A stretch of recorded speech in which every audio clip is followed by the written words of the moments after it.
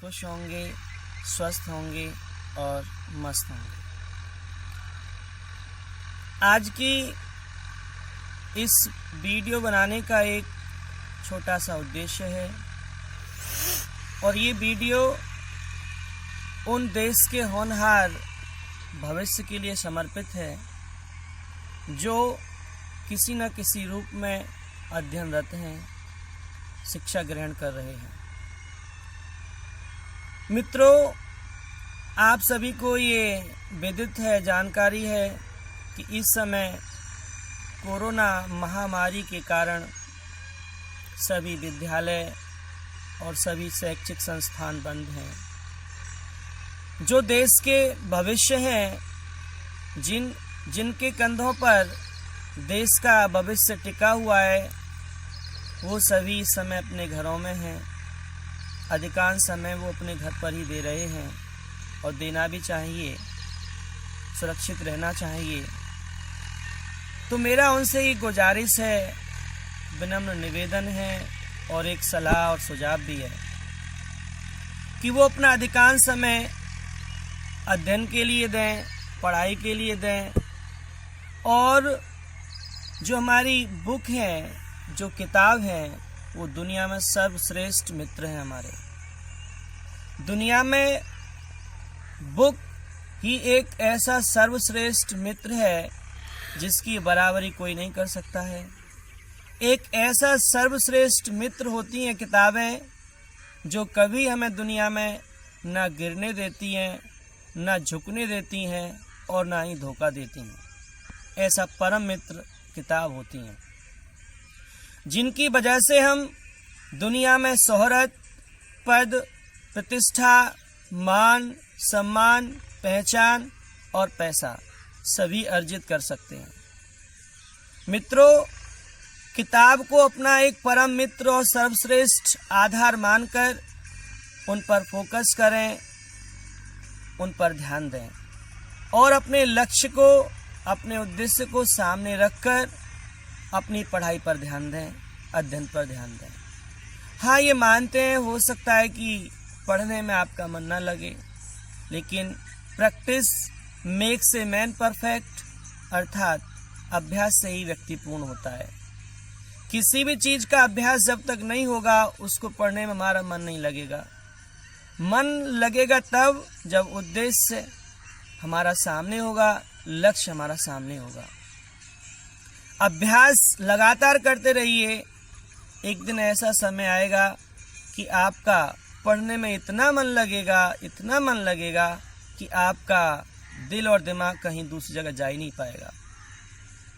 परंतु कुछ समय लगेगा। अभ्यास ही हमको पूर्ण बनाता है। इसी परिप्रेक्ष्य में एक छोटा सा उदाहरण है। शायद 5वीं की बुक में एक बच्चे को स्कूल से निकाल दिया जाता है। निकाल इसलिए दिया जाता है कि उसके गुरुजी जब ये बार बार उसको पढ़ने के लिए प्रेरित करते हैं तो वो पढ़ नहीं पाता है और उससे कहा जाता है कि बेटा आप स्कूल से जाइए, आपके हाथ में तो पढ़ने की रेखा ही नहीं है। वो बच्चा पूछता है, गुरुजी आखिर हाथ में कौन सी ऐसी रेखा है जो पढ़ने वाली होती है? गुरुजी उसे बताते हैं कि बेटा ये वाली रेखा होती है जो पढ़ने वाली होती है और आपके हाथ में नहीं। इसी को आधार मानकर उसने उस हाथ की रेखा को ब्लेड से बना लेता है कि नहीं है तो कोई बात नहीं है, मैं गुरुजी स्वयं बना लेता हूँ। और घर से अपनी माँ से कुछ खाने के लिए सत्तू लेकर और घर से निकल जाता है। उस समय कुआं हुआ करते थे, पानी के साधन जो थे वो नल नहीं थे, हैंड पंप नहीं थे, कुआं हुआ करते थे। कुआं पर बाल्टी रखी रहती थी। तो जब चलता है तो दोपहरी का समय था, उसे प्यास लगती है और भोजन करने की भी आवश्यकता होती है। भोजन के रूप में उसके पास सत्तू थे, तो उसने वो सत्तू निकाल कर और जो कुएं पर रखी हुई बाल्टी थी उससे पानी को खींचना चाहा तो देखता है कि उस कुएं की कठोर सतह पर उस रस्सी की रगड़ से निशान पड़ गए थे। पत्थर पर भी उस रस्सी ने निशान डाल दिए थे, क्योंकि रस्सी बार बार आती थी कुएं में और बार बार जाती थी, अर्थात अभ्यास के कारण। उसके मन में एक विचार आया कि अभ्यास के कारण बार बार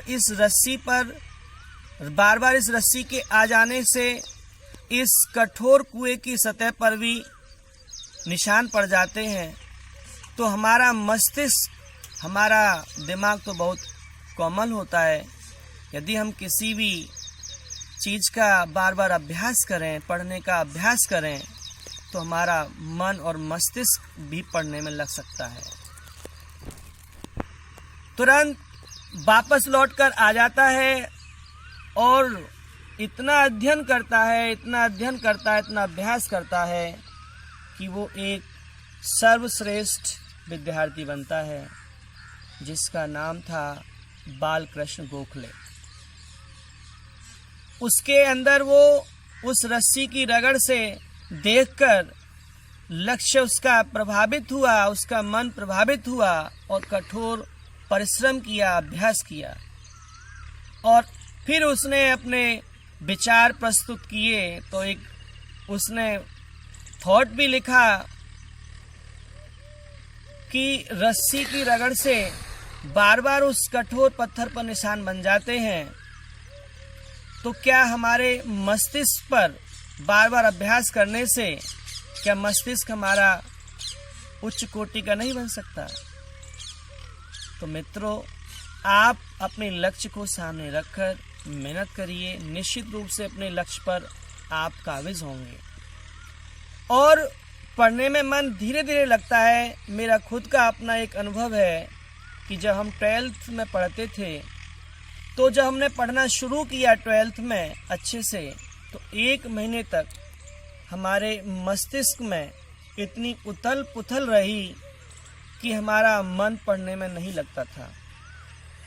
विचार ऐसे ऐसे आते थे जिनका जीवन में कोई हमारा दूर दूर तक संबंध नहीं था, परंतु हम लगातार पढ़ाई करते रहे और धीरे धीरे मन शांत होता चला गया और एक ऐसी स्थिति आई कि हमारा 5 मिनट भी खराब करने का मन नहीं करता था। हर समय लगता था पढ़ते रहो।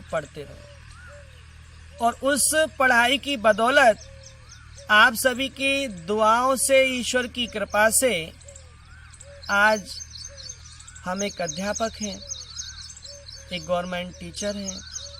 सब ईश्वर की कृपा से और उस अभ्यास के कारण ये संभव हुआ है। तो इस मंगल कामना के साथ आप सभी से निवेदन है कि आप भी अच्छे से अपनी पढ़ाई पर ध्यान दें।